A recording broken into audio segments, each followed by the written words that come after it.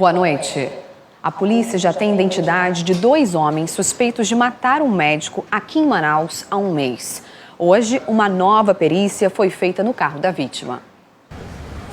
A nova perícia, pedida pela Delegacia de Homicídios e Sequestros, tenta coletar impressões digitais e vestígios de DNA dos 2 homens que entraram no carro do médico Egídio Lira e foram responsáveis pelos tiros dados praticamente a queima-roupa. Como a perícia é interna no veículo, então mesmo depois de em torno de um mês, fechado, é possível que a gente ainda encontre alguma evidência, e então a gente não pode desprezar essa possibilidade, A polícia acredita que a morte do doutor Egídio Lira tenha sido um crime passional.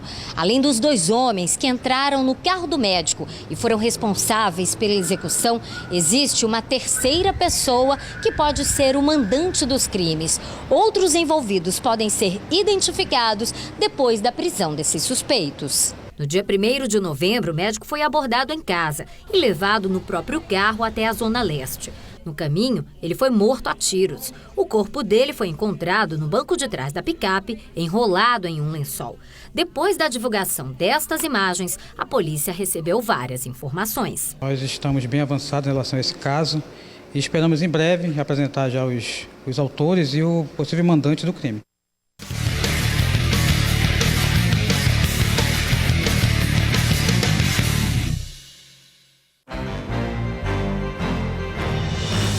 Esta mulher foi presa depois de postar fotos empunhando várias armas.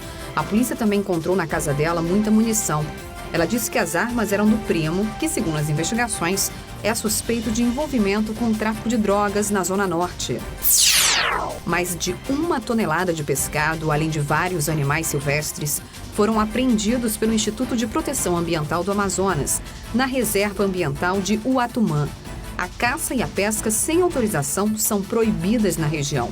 E quem foi pego foi autuado, multado e vai responder por crime ambiental.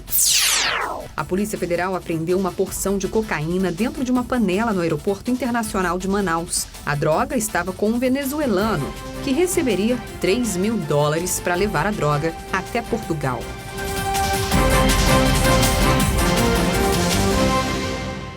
Hoje de manhã, o Tribunal de Justiça do Amazonas elegeu nova desembargadora.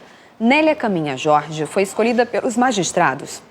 Ela ocupa a vaga deixada por Rafael Romano, que teve que se aposentar depois de completar 70 anos de idade. A eleição teve a participação de 16 desembargadores. 8 candidatos concorreram à vaga. O critério da escolha, segundo o tribunal, é um merecimento. Ainda não há data definida para a posse da nova desembargadora. E logo depois do intervalo, saiba como quitar dívidas com a conta de água com descontos. E ainda cai o número de casos de infestação pelo mosquito da dengue, mas mesmo assim aumenta a preocupação com a microcefalia e o Zika vírus no estado. É já já. Hoje à tarde, a Secretaria de Saúde divulgou o resultado do levantamento de infestação para o Aedes aegypti. Manaus apresenta queda nos índices, mas ainda há uma grande preocupação porque o mosquito também transmite o vírus que pode causar a microcefalia. O resultado do estudo aponta que os bairros Armando Mendes e Zumbi, na Zona Leste, são os que têm o maior foco do mosquito Aedes aegypti, que transmite a dengue, a febre chikungunya e o Zika vírus. Esses bairros serão alvo de uma ação integrada de governo e prefeitura. Nós estamos trabalhando em conjunto com o governo do estado permanentemente e certamente as ações de limpeza pública, ações de educação e saúde envolvendo o secretário de Educação, vigilância epidemiológica, vigilância sanitária, que determina, do ponto de vista da polícia sanitária, o controle de focos que podem estar persistindo em um ou outro ambiente. As autoridades também estão preocupadas com a microcefalia, já que há um surto da doença no país. A microcefalia é uma doença que é a diminuição do cérebro que dá em gestante, na verdade no bebê, e é preciso que a gestante nos primeiros dias de pré-natal comece logo a fazer o pré-natal, procurando a unidade de saúde para que possa fazer a sua prevenção. Manaus apresentou queda no índice de infestação até novembro deste ano, mas ainda assim, a meta é intensificar as ações nas áreas mais críticas da cidade. 80% dos criadouros que foram encontrados nessa pesquisa, nesse levantamento de índice realizado pelo município de Manaus, são encontrados em imóveis residenciais, mostrando aí a importância da participação da população no sentido de evitar que esses criadouros se mantenham nesses respectivos imóveis. Agora vai uma dica para quem está com o pagamento da conta de água atrasado. A Manaus Ambiental está realizando até sexta-feira uma campanha de regularização de débitos. E quem tem as informações é a repórter Samira Benoliel.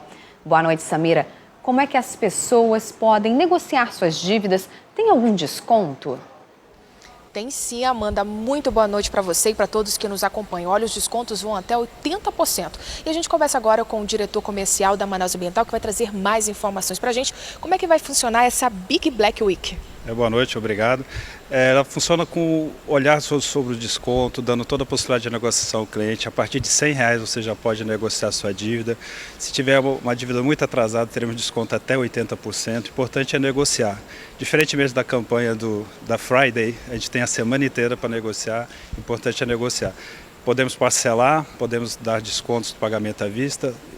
Na nossa loja principal, que fica na Leonardo Moché 1237, pelos parques da cidade, onde tem representação também na Manaus Ambiental, podemos fazer. A nossa assessoria de comunicação, de cobrança também estará envolvida nisso, abordando o cliente por telefone e dando toda essa oportunidade durante a semana para quitar e continuar o abastecimento da sua água, que é saúde, né, que é uma qualidade de vida ainda melhor. Então o importante é negociar, e estamos flexíveis, dando várias alternativas, e é só ligar para o 0800 092 0195 também, podemos fazer também esse parcelamento, essa negociação via 0800.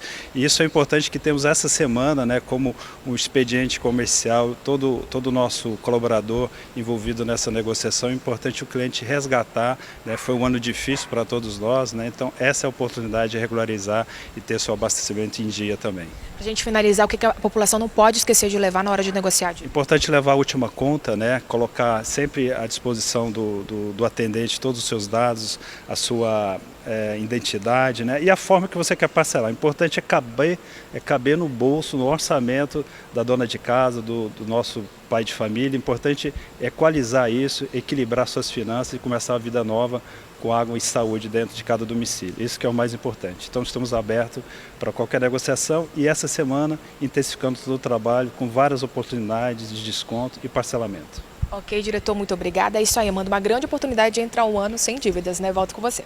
Com certeza, é sempre bom quitar logo tudo esse ano. Muito obrigada pelas informações, Samira, uma boa noite para você. E hoje o governador José Mello sancionou a lei que regulamenta os serviços ambientais no estado e criou o Fundo de Mudanças Climáticas. A intenção é conseguir a captação de recursos para financiar projetos de proteção do meio ambiente e geração de renda para a população.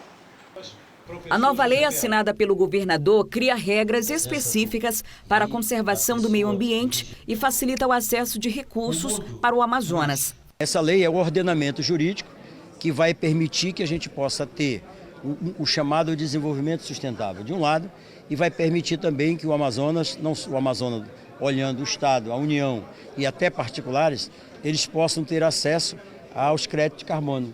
O governo também criou o Fundo de Mudanças Climáticas, com a proposta de captar 17 bilhões de reais nos próximos 5 anos. O investimento vai financiar programas de proteção da floresta e geração de renda.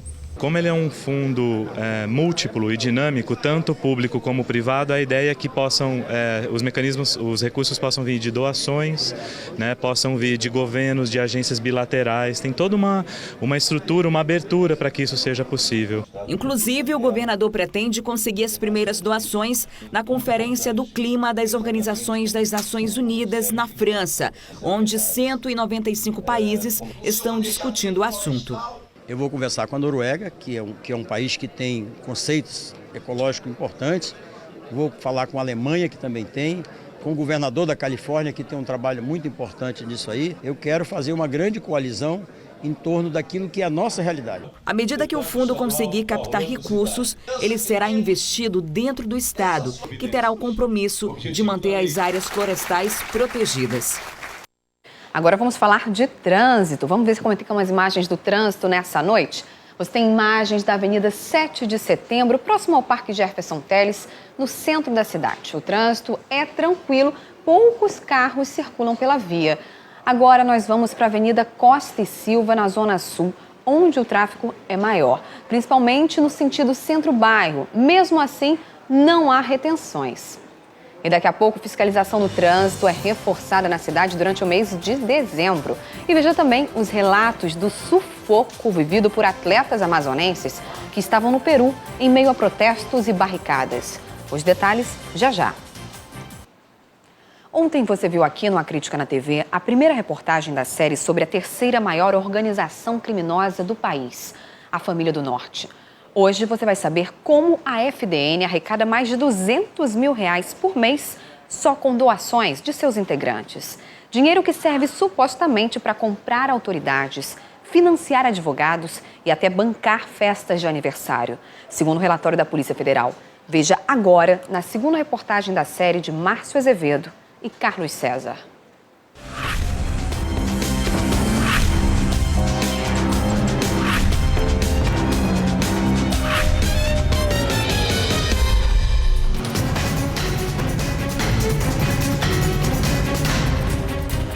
Assim que um preso entra em uma das cadeias do estado, logo é recrutado pela empresa do crime. É o que aponta esse documento da Polícia Federal, um relatório de mais de 400 páginas que fez um raio-x da Família do Norte, a terceira maior organização criminosa do país. A proposta que o novo detento recebe é muito simples: entrar para a Irmandade ou arcar com as consequências de rejeitar o convite. Nessa conversa interceptada pela Polícia Federal, fica claro como eles agem contra quem trabalha sozinho. Allan Cartimário, Nanico, é questionado se um bandido pode cometer crimes sem ser cadastrado no banco de dados da FDN. E ele responde: se está no crime, ou é nós, ou é contra nós. Foi assim que nos últimos 20 anos, a FDN reuniu mais de 200 mil integrantes. Todos eles pagam mensalidade, a caixinha, para ter direito a fazer parte da família. O valor varia conforme a posição dentro do grupo, como mostram essas mensagens trocadas pelos chefões, Zé Roberto e Nanico. Eles fazem uma espécie de contabilidade de quanto cada um pagou. O relatório da PF mostra que existe até uma conta bancária que concentra a arrecadação, cerca de R$200 mil por mês. Essa espécie de capital de giro serve para a compra de armas, ajudar a família de algum integrante preso e, principalmente, pagar advogados. Mas a estrutura financeira montada dentro das cadeias começou a falhar por causa de ações aqui fora. Nos últimos meses, a polícia fechou o cerco contra o narcotráfico. Até outubro, 7 toneladas de drogas já haviam sido apreendidas em todo o estado. Com isso, os gastos aumentaram e a ordem lá de dentro do presídio era clara: aumentar o valor da caixinha para que juntos arrecadassem R$1 milhão até o fim do ano. Em julho, segundo ainda a investigação da Polícia Federal, Zé Roberto gastou R$42 mil com o aniversário da filha de 7 anos. Uma festa luxuosa que contou com a presença dos 3 principais advogados da FDN, Lucimar Vidinha, Janderson Ribeiro e Luiz Sérgio Vieira Alves. Segundo o relatório da Polícia Federal, eles seriam peças importantes no esquema de tráfico de influência e corrupção fora da cadeia. O processo ao qual eles estão envolvidos, ao que me parece, eles tramitam em segredo de justiça. Nós não tivemos acesso, né? E a partir de quando tivermos acesso, sim, a OAB vai se posicionar. Se for o caso, vai instaurar um procedimento ético disciplinar, que também tramitará em segredo de justiça. É o que mostram centenas de conversas interceptadas. Ao todo, foram 800 mil mensagens e ligações monitoradas durante 1 ano e 7 meses de investigação. Nesta, a advogada Lucimar Vidinha e Janderson Ribeiro, conhecido na facção como professor, são citados por Zé Roberto na negociação para a transferência do chefão Gelson Carnaúba do Presídio Federal no Paraná para Manaus. Em outro trecho da conversa, citam um delegado, ainda não identificado, que teria se desculpado pelo fato de não poder trazer carnaúba para Manaus. Segundo a advogada, o delegado teria dito que o juiz da Vara de Execução Penal, Luiz Carlos Valois, não assinaria a transferência, porque sofria pressão de desembargadores. Segundo ainda o relatório da Polícia Federal, o suposto aliciamento de autoridades subiria de nível. Em um dos grampos, o traficante Williams Rodrigues Maia, o Loirinho, preso em março deste ano com 200 quilos de cocaína, diz ter pago R$200 mil para conseguir prisão domiciliar. O traficante comenta que a advogada Rosângela Amorim da Silva teria usado o dinheiro para tentar corromper servidores do judiciário. As pessoas que estão em instituições, as pessoas que estão em corporações e que optam por enveredar para o crime, essas, claro, precisam ser combatidas, essas, claro, precisam ser investigadas. Se for necessário, tem que cortar na própria carne. O que não pode é que maus profissionais utilizem as instituições a qual pertencem para praticar crimes e achem que vão ficar impunes, de jeito nenhum.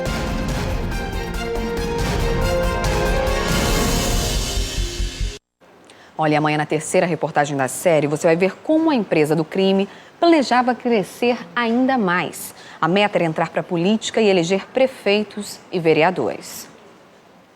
Com o mês de dezembro, vem o período de férias e compras de fim de ano. Isso aumenta a movimentação de carros nas ruas e exige uma atenção redobrada dos motoristas.